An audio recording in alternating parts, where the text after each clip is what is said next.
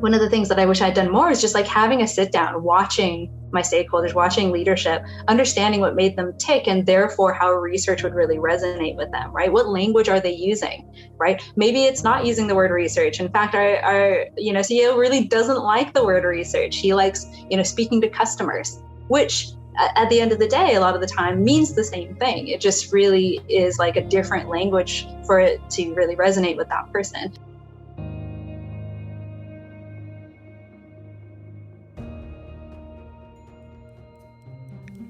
Welcome to the Human Insight Podcast, where we help you bridge the empathy gap to bring you a valuable, new understanding of some of the most innovative ideas and trends shaping the future of business and customer experience.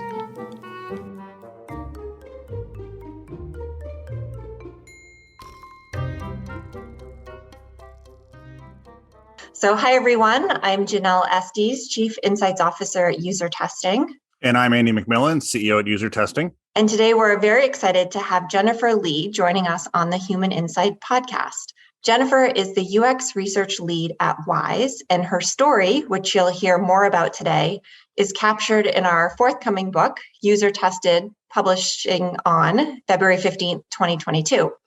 Prior to Wise, Jennifer held UX research roles at Microsoft, Nokia, and Qualcomm. Thanks so much for joining us today, Jennifer, and welcome to the show. Hi, thanks so much. Thanks so much for having me. Of course. So you're currently a UX research lead at Wise. Can you tell us a little bit about your role, your team, and what you're focused on?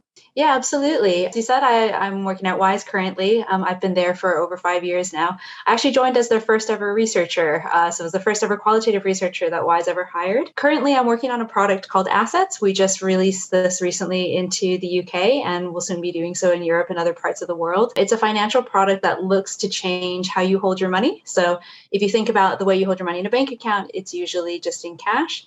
This allows you to hold it in different types of financial instruments just as easily as you would your cash, and with almost the same amount of availability and accessibility for your money. Excellent. And so Wise is considered a fintech, right? And fintechs are really known for disrupting the financial services industry and the banking industry, largely on the user experience versus sort of a back office strategy or something like that, which I think is great. So most people think and I think they're right, that it's the sleeker, easier to use, sort of better interfaces, better ultimately customer experience, just as you described, sort of better options, easier to access, faster, easier ways to deal with my money or the things I want to do with my money.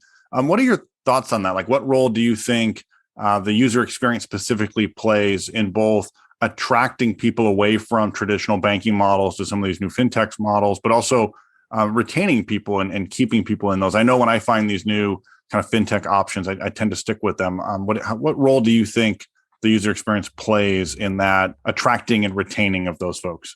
Yeah, no, it's a good question. And I think you highlight exactly what fintech and especially Wise is all about. So Wise actually, or TransferWise back in the day, started out because both of our founders were working in different countries and living in different countries. And so getting paid in different currencies that might not have been their local currency, right? So for example, one was living in the UK, but getting paid in euros. And they found that the traditional banking system just had such a terrible experience for them, right? They were trying to live their lives in their various countries, transfer money back and forth. And what they ended up doing, which is also something that I personally did, which was really funny, is speaking to each other. And because they both had bank accounts in the various countries that they needed to have money in, made trades with each other, right? It was basically like transferring between friends. And so the money never crossed borders. And by doing that, then they could have a much cheaper solution, a much more convenient alternative, and one that still felt very safe, right, as far as an experience goes.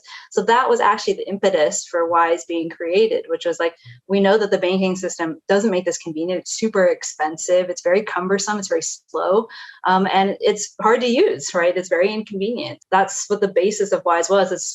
That's what our first product was. It was the send money product. And from there, it's just been about how do you make the experience of finance better, because it was so broken. Well, maybe still continues to be a bit broken. And as far as your question around like retaining and getting new customers in, a lot of customers now especially are so much more aware, I think, of when things are inconvenient, right? You look at people trying to install new apps on their phone and they're just like, oh, this is so frustrating, right? This onboarding experience is awful. And that's enough to get people to churn now because they're so much more exposed to both good and bad experiences.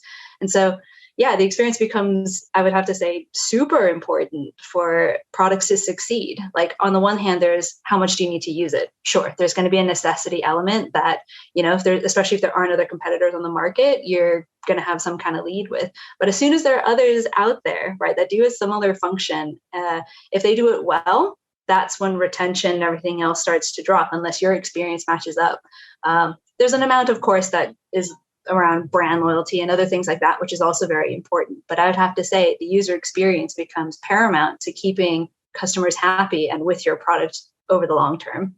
Yeah, and I like how you, and we talk about this sometimes, how the experience is now often compared not just to other sort of sector industry related experiences, but sort of everything else on your phone or your iPad or whatever you're using. It's like, why is it hard to do this service when these other services are so easy? I also really like in your example, I love stories where there's a solution that involves technology, but then it doesn't actually solve the problem. So people behave differently to solve the problem. So I like that your initial story is people had figured out some way around the weird problems and costs associated with doing this. And what your product did was really sort of embrace helping fix that and sort of like get people to have technology match the way that they were solving the problem already, which is great. My background is as a product manager, so I love questions about how UX research teams and designers and folks that care about customer experience so much and get this feedback from users work with product organizations, sort of broadly, both product managers, but also engineering teams and others. Can you talk a little bit about coming on board as that first UX research person in the organization, and then like how did you connect with the product teams and actually work with product managers and the product organization broadly? Yeah, good question. I'll have to go back to my memory logs when I first joined Wise. The first product actually that I worked on is probably our biggest one now, which is the multi-currency account, then called Borderless previously. That was the exact first project that I worked on actually, which was huge, which was amazing. They had been working on it for a couple of years by then, getting that back end working, the complex banking and development systems that need to be put in place before you even look at the UI.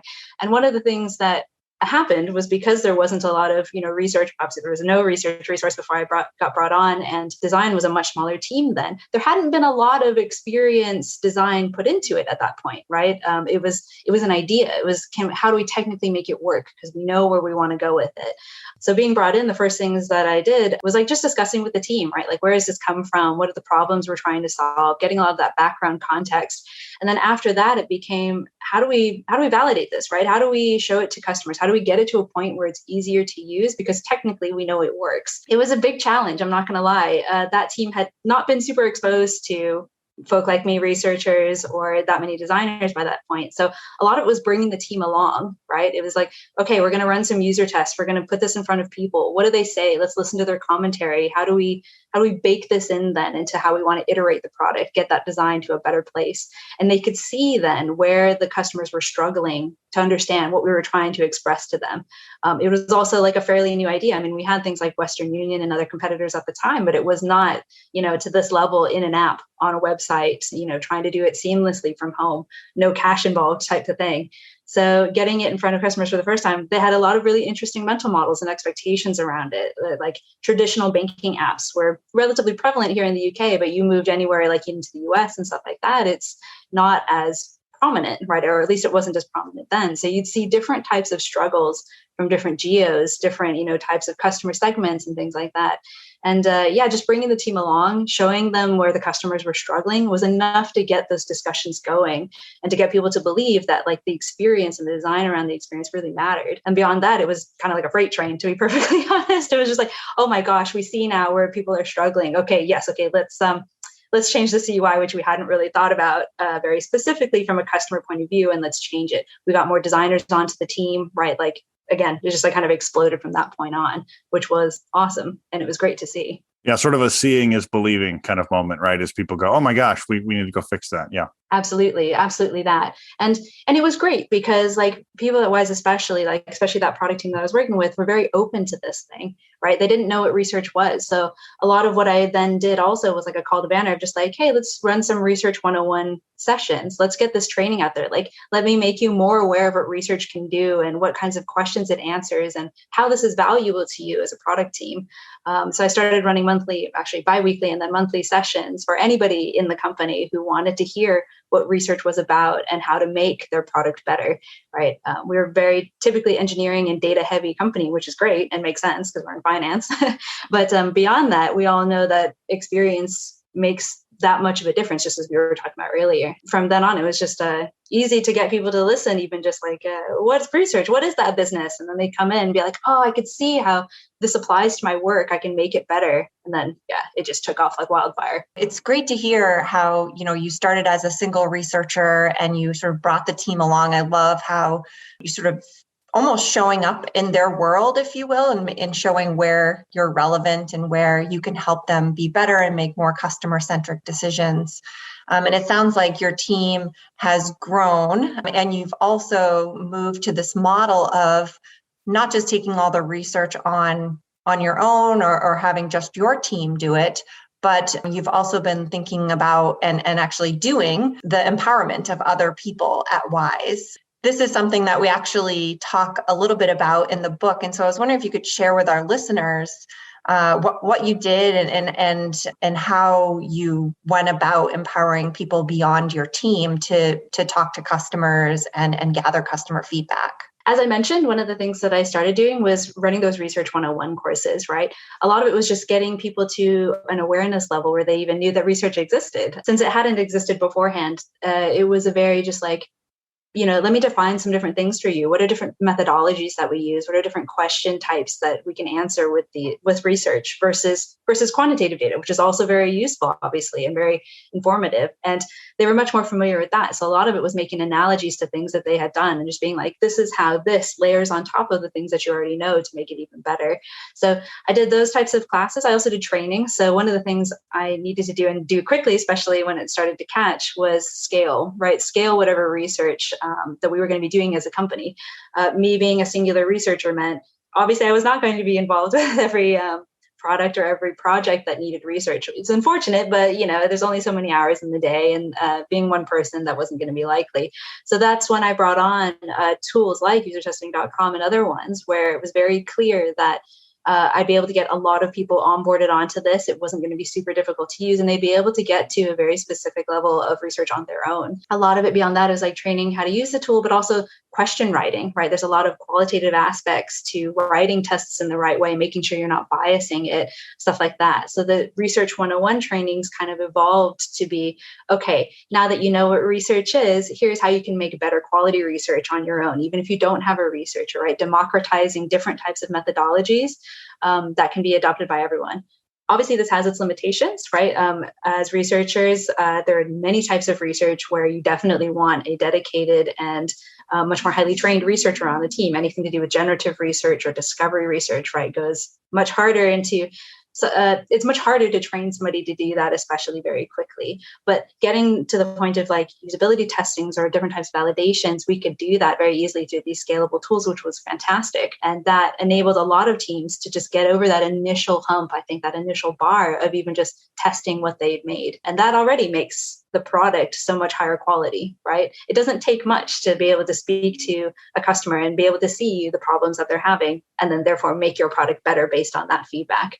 It's super interesting to hear how you've approached it and how you've, pulled others into this process of getting feedback on designs, on ideas, on concepts, and really giving them kind of the keys to the car, if you will. In addition to empowering people to talk to customers on their own and to get feedback on what they're working on, what are some other ways that you've been working at Wise to build sort of this shared understanding of your customers? So maybe it's other things that you might be doing that help bring to light who your customers are. Beyond, having different roles actually talk to customers, like would love to hear just a little bit more about how you're perhaps consistently sort of evangelizing the customer throughout Wise. So yeah, there are a couple different ways. One of the ones that I've been doing recently, actually, with my team is doing watch parties. So I'll be running research on something that we're very interested in finding out more about. And because of the way that COVID obviously has affected the way that we do research, we used to do a lot more in-person research as well as having remote research. Like it was a double whammy, and you get the different types of experiences and different levels of insights based on the different methods you use. Obviously, with COVID, that all kind of got put to a stop. People aren't going to the office. We don't want to put any participants at risk seeing them in person. So it's been almost all done remotely. But what that means also is the way, especially with Zoom meetings and other maybe tools that you might use, is that people are very aware of who is on the call, right? It becomes less of you can watch the participants behind a double-sided mirror, or even the way that we set it up, the way that I set up at the office was we would be dialed into a Zoom call and that camera would be running, but we would have watchers in a different room, right? So they were completely not visible to the participant. The participant could have a much better rapport and a better conversation, more private conversation with me or whatever research is doing the research. But now, unless you have a little bit slightly more complicated tooling, the participants are very visible, right? And that usually sets that sets participants on edge a little bit, right? It's no longer I'm having this private, nice conversation and I can feel like I have that rapport and maybe get into things that are a little bit more sensitive, especially things like finance. So what I've been doing now is recording the sessions and then having these watch parties with my team, right? So we can have time to watch it over, discuss it then while it's happening, do those types of things. And then other members of the team will be able to see and discuss the same things that they've watched together. It becomes really deep discussions. Like, it's really nice. It's not just one person's point of view or anything like that. Suddenly you can have this shared experience. And that works the same with user testing videos, right?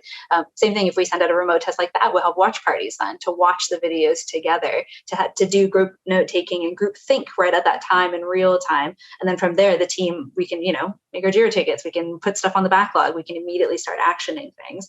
So that's one of the ways that I've been doing it recently that I found really enriching. A couple of the other things that have come to mind recently to me is a lot of researchers say that they want to be, or they are, the voice of the customer, right, for their team, they're like the representative of the customer.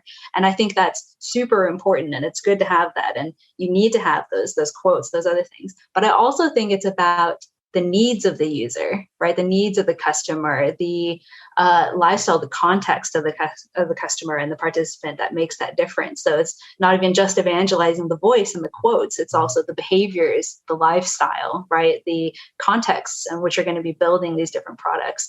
So that's another thing that we've been bringing in a lot more, which I found super enriching as well. Yeah, I love that. It's sort of like kind of building out the perspective to be more than just the voice, right? And like you said, to the other elements that actually make up your customer. Your example too of the watch parties is great. I find it fascinating when I do those types of activities, how everybody sees things a little bit differently. And you're right that like having that conversation and aligning around what people saw and how people interpreted it, it helps bring so much depth to the conversation. It helps people just think more and really think about and put themselves in the shoes of the customer. So love that example. I was going to say, it especially is nice because you can see team members building off of each other. Right. Yeah. So it becomes, like you said, everybody's slightly different, nuanced observation of the thing, but also it's just like, hey, this thing, oh, wait, I just remembered this thing, whatever. And that discussion really snowballs just from, having watched 5 minutes of a customer doing a thing or talking to a researcher. That's all it takes to get that ball rolling in a much more productive direction. Kind of going back to early days, you're the single researcher that came on board. You've now sort of built a team and you've built this practice across WISE and people have adopted. But I know joining as a single researcher probably wasn't always this way where people were so sort of into this, right? I think in previous conversations and in some of the other work we've done with you, mentioned that you were a very kind of data-driven company in the early days. So curious, how did you go about sort of building the case for this idea of customer listening, more qualitative insights? Did you focus on things like, influencing business KPIs? Did you focus on things like storytelling? Like, what are some of your tactics for actually building this practice and building momentum at WISE? Yeah, that's a great question. I'm not going to lie, it was a difficult it was difficult. It was definitely took a lot of thinking and strategy on how you want to do it or how I approached it. One of the biggest things I learned, and I wish I had done a lot more, so I'm going to spread this to other people who are in that particular situation, is a lot of it is about influencing and convincing your stakeholders around the value, right? I mean, this is what it really comes down to get a business case, to expand your research team, or to get, additional funding for tools or whatever it is that you need to scale up your discipline. And a lot of that is like listening and observing to what types of questions they want to have answered, right? But everyone has questions that research can answer when it comes to product and the furthering of product and strategy around product, but they don't always know how to communicate these in a clear way, or in a way where the research question is already written itself. So a lot of it is having those discussions and watching your stakeholder to see what resonates with them,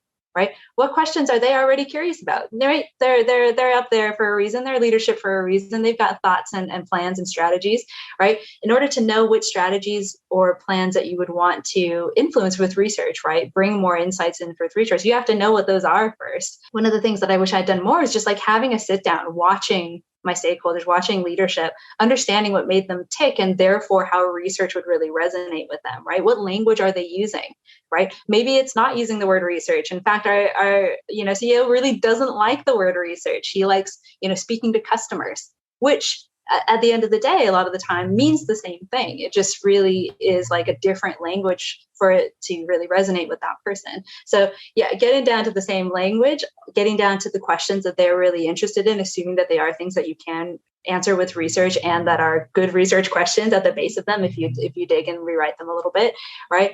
A lot of that is really important to getting that influence, getting that resonance with your audience, whether that be leadership or beyond. I was just really curious about how you sort of built the case for UX research within Wise and how you built that momentum over time. Well, first off, it started out, obviously being hired in the first place meant that somebody already in the company believed in research or some degree of research. They knew what they were missing enough to be like, okay, we need to have a researcher in here. Bringing me in then and being able to do it is like, okay, let's make enough case studies through the work that you're doing in order to show the value of this happening. Yes, it did definitely depend a lot on like showing how KPIs got moved, right? Different business metrics were moved based on research. So for example, the MCA product that I spoke of earlier, the borderless, the multi-currency account, a lot of it was just like, okay, we're going to release this in a beta. How do we show the impact of research going into a beta? Right? Okay, let's get a benchmark. Let's do some testing. Let's iterate that design. Let's show how this pushes the numbers, right? Conversion numbers, amount of money held in the accounts, these types of metrics, which are key, right? Like every team in Wise has business KPIs and also team quarterly OKRs that they set. So knowing what your team is looking for, what your team's looking to push is really good as a guide as well to get research into those places to push those things. I'm trying to think more back because it's such a long time ago. How did I get to the case where it was like that? Oh, obviously, as I started to ask for more budget for things like scaling tools and stuff like that, it became very apparent that one person wasn't going to be able to do it. So it became a very natural discussion of just like, okay, I've scaled as hard as I can within the tooling and the budget that I've been given. At a certain point in time, one person doing this is not going to be is not going to be enough. So just being able to say, okay, let's hire our next researcher. This is the opportunity space where they will have the most impact, right? So identifying the areas that they would already start to make impact and being able to split it. So the way that we split it, for example, was between the consumer and the business product. We knew that there were these two large pieces of our product that were very different segmentations of customers. And we wanted to ensure that they were given their equal time in the sun, right? They're both very important products. So I was like, okay, I will focus on consumer. Any second researcher that we hire in, let's get them into business and make sure that that starts to get the focus that it really needs to push.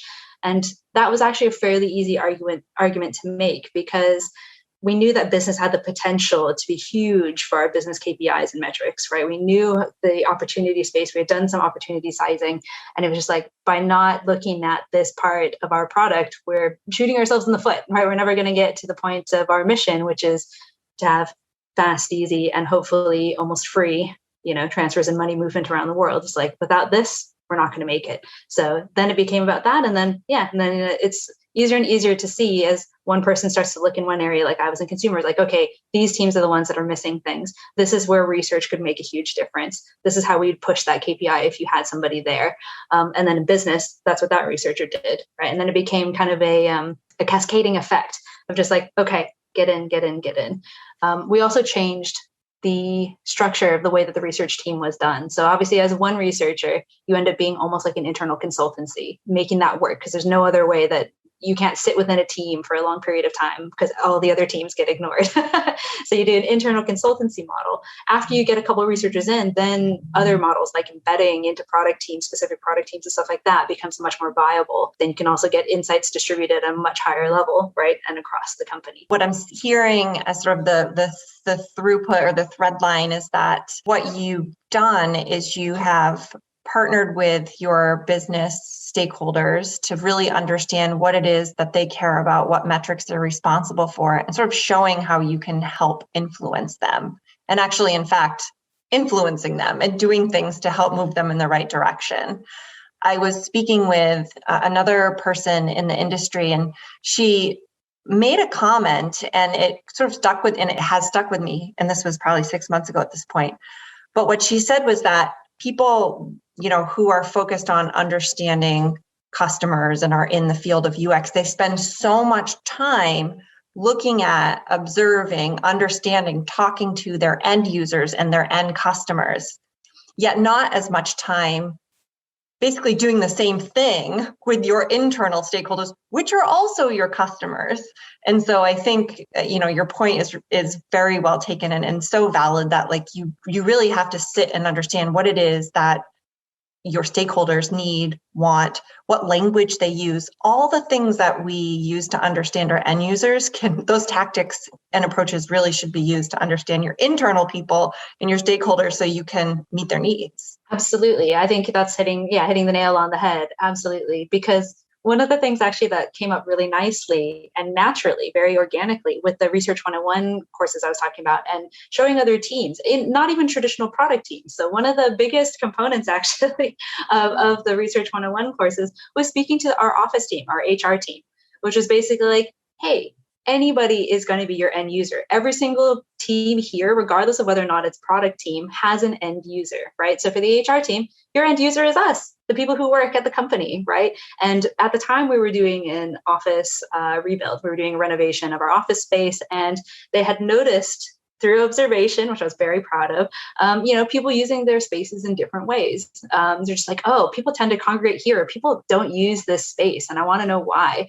And then they're just like, oh, why don't we send out a survey? And I was like, wait. Just like, hold on a sec. Just like observe some people, ask them a few questions, right? Just look at them as they're doing this. And from there, they were able to do a study to figure out which spaces were most productive and why. And just by thinking about their colleagues as their end user, finally, that changed totally how that team looked at and dealt with their projects going forward for things like office renovation and even things like benefit packages.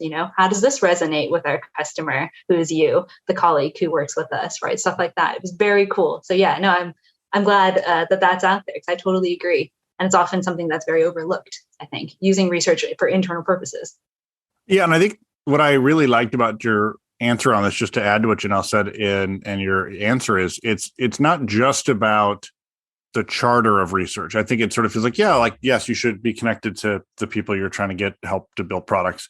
But it was really a great way to answer, how do you get buy-in? And I sort of liked it as a starting point. I think sometimes we'll talk to folks in our industry who really want to focus on very core, like generative new things. And the thought is like, I'm going to show up and surprise everybody at a meeting with something they hadn't even been thinking about. And that's when they're going to go, yes, this is really important and we should be doing more of this. And those are great. Like those are really fun stories. I love when folks say like, we did something with user testing and then, everyone was surprised and hadn't thought about this. But the reality is the teams that we're working with, they have major problems they're already trying to go resolve. They know that they're trying to work on these things. And just your process of going and I think Janelle's like very meta summary of it was great, of like, it's almost like you're doing UX research or user research on your internal user customers.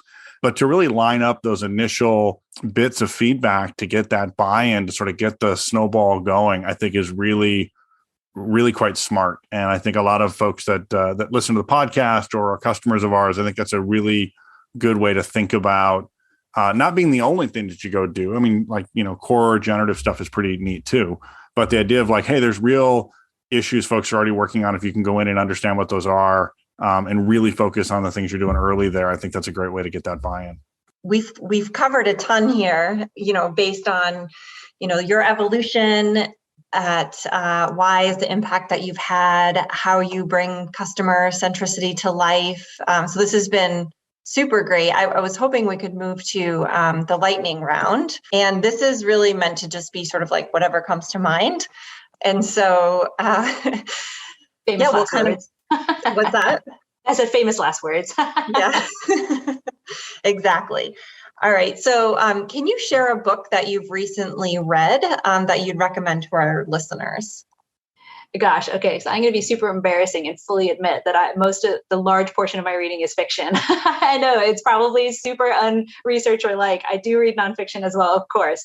I would say, okay, I'll give you two different ones that I can think of. The book that always comes to mind when I think of research or that I use on a regular basis is DIY. It's by an agency called Standby here in London. It's a fantastic book. Basically, it's a book of different types of templates for you to have different thoughts. It's like a way to map out what you're thinking about. So it's like, oh, you want to answer this type of question.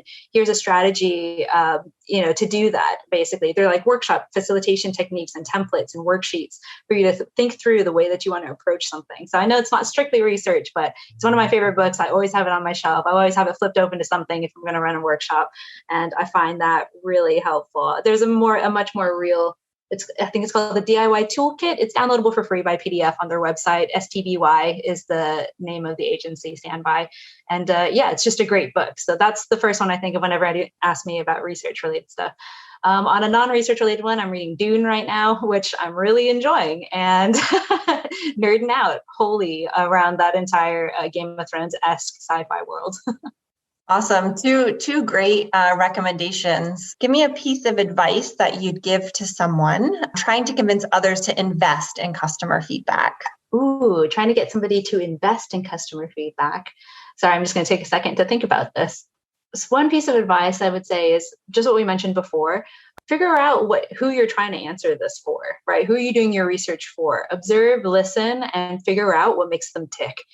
For me, a lot of that is just like what resonates with them, right? This is how you get traction for any of the research that you're doing. Know your audience and therefore what you're going to really be delivering to them, because otherwise research for the sake of research, as we all know, is fantastic, but also not that useful sometimes. Absolutely. Can you also share perhaps a recent great experience that you've had?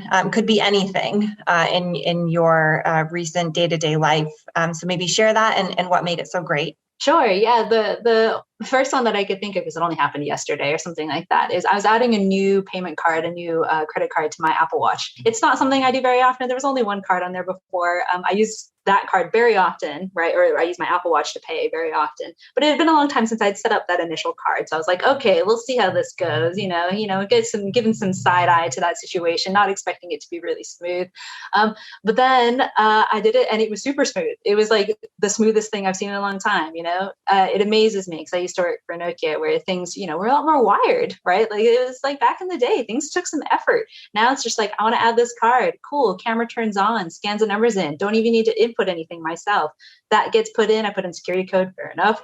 And then it just gets uploaded into there. That's it. It's ready to use, right? It was like the nicest thing I've done in a long time. And it really stood out. I actually commented to my husband. I was just like, oh my gosh, look at this thing. This is what it looks like when things go right. You notice the delight and you feel great about it. And I felt shocked by that. I shouldn't have been shocked. I mean, it's an Apple product that's been out for a long time, but I felt pleasantly surprised. I think it's because I had gone against some other less awesome UIs in recent times doing various things. And I was just like, wow, this one stood out to me, even though it shouldn't have been shocking. It was. It's good when a UXer says it's good, right? Yeah, please don't quote me on that though, because now I feel like everyone's going to be like, oh no, Jen's wrong. That Apple Wallet ad is terrible. But at least getting into the Apple Wallet was really easy. Adding it to the watch was a similar process, which some might say was redundant, but I didn't find it too like cumbersome. All things considered, thing took me less than 15 seconds to do, right? If I can get my payment card up and running, I don't even need to carry it anymore because I have it on my Apple Watch. It's done, right? Like that experience, jazzy. I love it. I have to ask, given it's sort of a tangential space, financial services, capturing credit card information, financial information, is there anything from that experience that you were like, oh, we could totally apply some of these patterns or other things to the Wise experience? God, that is a great question. That is a fantastic question. Yeah, I mean, like one of the things that we would love, obviously, is a much more Internet of Things smoothness, especially since we use our app, and our app is one of the major parts of it. Obviously, we have a website and an app, but obviously the majority of most of our markets are tending towards using much more of their phones, a lot less the website necessarily. And I've seen that across many different industries. And one of the things that we want to do, and one of the things that's been difficult to do, I think, in financial services, is sharing payment information in a way that's very convenient and very seamless. So one of the things that I see constantly, and I imagine this happens for most people, is let's just say you're out with friends, right? You're paying dinner together and you want to pay each other back. There are excellent services out there that do that easily, right? Like Monzo or Venmo in the US, other ones like this, right? There are reasons why these services have come along because it's very hard, or you don't want to have cash, or you don't want to write a check to your friend, which is silly, right? Or all kinds of that kind of stuff. One of the things that we've been slowly trying to implement is nearness payback. Right? So you're using your NFC, your Bluetooth, your something else. So you can have, similarly to this Apple Watch situation, yeah, your devices are near one another. That's enough, right? I don't need to know your specific name or type in a security code for me to just be like, here's that $15 that I owe you for that thing. It would be lovely if I didn't have to set up a specific transfer in my app to tell you to give you money when you're standing right next to me, right? In normal life, I would have just given you cash. I guess that could have been easy if people carried cash still, right? And yeah, that was the thing that occurred to me because we were working on that already, knowing that that's a thing that we want to do, but it's very difficult with the way the Internet of Things works. And so when this Apple Watch one happened, I was like, oh my gosh, sometimes it does happen and it's amazing. But yeah, that's definitely something that I know we're all thinking of at Wise that it's just difficult. The way that the coding and the structure works, it's just very technically difficult, but the quality of that experience when it does work, right? Which is why we all want it. We all strive for it. It's very difficult to do. I love that use case, especially, I was at hockey on Sunday morning and we were dividing up the ice time cost and, it's the same, everybody's getting the same bill, right? It's like $15 a person. It's like, why can't the organizer just say, yeah, everybody in this room owes me $15 and you can just on your phone say, great, here you go, right? Like, I think that's a phenomenal use case. I like it. If only, right? I mean, we're all slowly moving in towards that direction, or at least hopefully we are, at least certainly at Wise we are trying to. And yeah, it's just a difficult one. I mean, fair enough, right? No one said that the creating of the amazing smooth experience would be easy. But we all hope for that because that would be amazing. And it would make lives so much faster, so much simpler, so much smoother. Yeah, absolutely. It's probably a good segue here. So when you think about the future of user experience, what are you most excited about?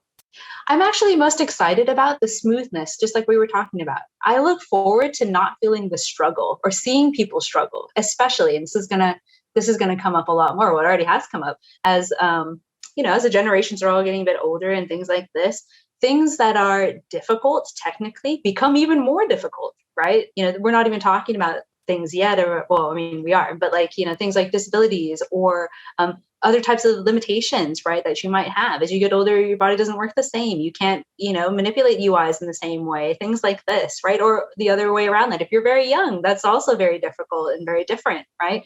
I look forward to UX bringing a new perspective for these different segments that traditionally struggle with traditional products. You've seen it time and time again. I'm pretty sure we all have the parent that, struggles with, doing that thing with their DVR, right? Or something else, right? So that might be ancient now. People don't even do that now because they have streaming services. But, okay, fine. Going through the streaming service and finding the show that they want, right? Like, these are not things that should be hard, especially when it comes to necessary services in our life or things that are supposed to bring us joy. It's really, really kind of horrible sometimes when you watch these beautiful entertainment systems or something else, and it's so hard to use. you have to dig so hard to get that great experience that you're already looking for and you've bought into, and that's why you got the product. Yeah, I look forward to seeing my mom, sit in her living room at some point in time and just be like, well, I got the thing that I wanted. I didn't need to know the 10-step process to get to the stuff that I want. Probably is the thing I look forward to most. Seeing that ease with the different segments that traditionally struggle. I love that point, and I think you're right about as generations shift through. I had a terrifying moment about 2 weeks ago over the holidays where I was trying to navigate a video game menu, and my 10-year-old took the controller out of my hands and just did it for me. And I'm like, oh no, I'm that parent now. Like it was like this crisis moment. I don't think I had a midlife crisis, but I think I had a UX life crisis when that happened. Of like, I'm too old to understand how this thing works. It was really quite the moment. So I hope your world comes to fruition before I get much older and my kids have to keep showing me stuff. Oh my gosh, I know, it's horrifying, isn't it? I've had similar situations. I was just like, oh my gosh, have I reached peak UX, usability for things that exist now? Oh my gosh, it makes you feel so ashamed as a customer. You're just like, oh my gosh, like everyone else gets this. So where have I missed it? No, it's not that. It's not the user's fault, right? It's just like, no, this could be made easier. This could be made so much better. Yeah, and hopefully be causing a lot less UX life crises. That's what my hope would be in the future. But it sounds like I'm over the hill on peak user, which is not, that's not good. It's not good. I love that. I'm going to use that now. Peak user for all this stuff. It's just like, oh gosh, guys, we've not reached peak user yet. This isn't right yet. We need to iterate. I love it. I have stories like that where I can relate to. I'm constantly picking up tips from my kids by just sort of observing what they're doing, using different devices. I mean, I will be ashamed to admit that, when you get a little text alert on your phone, and you can swipe up to make it go away. I learned that from my kids. Like I saw them get that, and I saw my oldest daughter swipe up to make it go away. And I was like, oh, and it's been life-changing. So Janelle, do your kids, are they subjected to like open-ended researcher kind of questions when that's happening? Where is it like, are they all of a sudden like, Mom, am I in a moderated study right now as we go through my usability on my phone? Yeah, no, I try to not do that. Although it was a funny moment over Christmas. We gave my dad a wireless printer, so to print photos, because he's very concerned about losing the photos that are on his phone. So this was sort of a thoughtful way to help him ease that fear.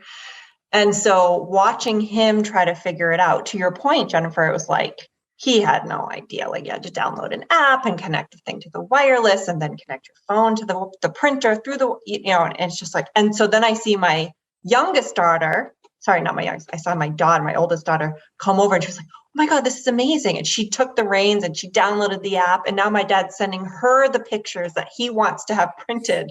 So it goes through like some sort of a workflow process. But I'm sitting here watching this whole thing go down and I'm like, all right. Like I've now actually reached the point where like, I don't have to be the IT person anymore for my parents because I've got a daughter now that can do it. And she probably did it better than I ever could have thought to do it. So yeah.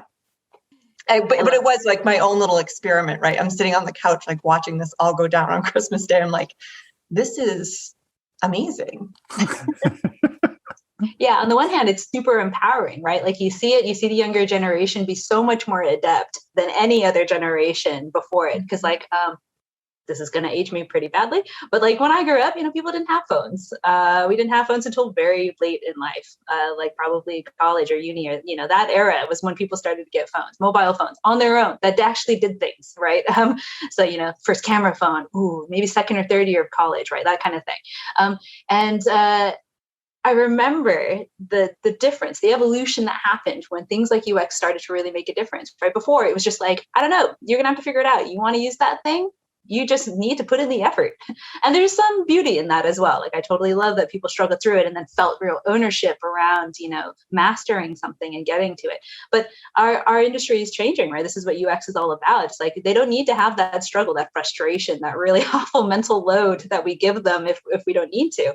And as things started to get easy, I don't know, I'm going to sound like an Apple fangirl. I'm not, but like, the iPhone came out, changed things dramatically on how we think about design and UX and stuff like that. And there's other better examples that I'm not thinking of off the top of my head, but basically you can see that evolution. The kids nowadays, right, are much more adept. They're tech natives or whatever we call that segmentation now, where it's like, no, they already understand what that is. You can touch stuff. It has a screen. It's going to have, a bunch of boxes that you can press on, and it makes sense. And seeing that gap basically through the generations has been really interesting, especially with the evolution of UX, right? You have people who, like, I guess like the way that I look at it, because I don't want it to sound like, oh, okay, only the newest generations will ever get the newest UX ever. I don't think that's true. It's just that different generations had different types of UX experience and UX expertise, right? If you look at the old generation, you give them something purely mechanical, they will do things that you never even knew were possible with those things, right? It's just that the UX and the mechanisms, the way that we manipulate what we see and do in the world has just changed. That's all. It's just the UX, what UX means, what experience means has just changed over time. And for now, like right now in our current era, it's about convenience, about seamlessness. It's about, getting that stuff done. But if you don't have that background, it becomes very difficult. All right. Well, that was probably the longest lightning round we've ever done, but that was fun. I'm glad we extended that. There's some fun stories in there. Thank you so much, Jennifer, for joining us today on the podcast, for being included in the user-tested book. We're thrilled to have you join and love partnering with you and your team at Wise. Perfect. No, thank you so much for the invite. I'm really honored. This is my first ever podcast, so this will be a really interesting experience. It's been very pleasant. Not that I expected it to be stressful, thank goodness, but it's just, it's nice. And I really appreciate you sharing my story as well. Really excited for that book to come out so I can read the rest of the chapters, see what other people's stories are like. Awesome. Thank you.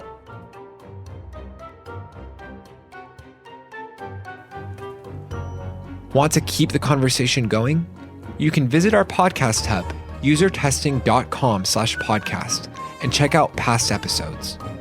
If you haven't already, don't forget to follow us on Apple Podcast, Spotify, Overcast, or Google Play, so you can never miss a good episode. And if you enjoyed today's show, please share it with a friend or leave us a rating and review on Apple Podcast.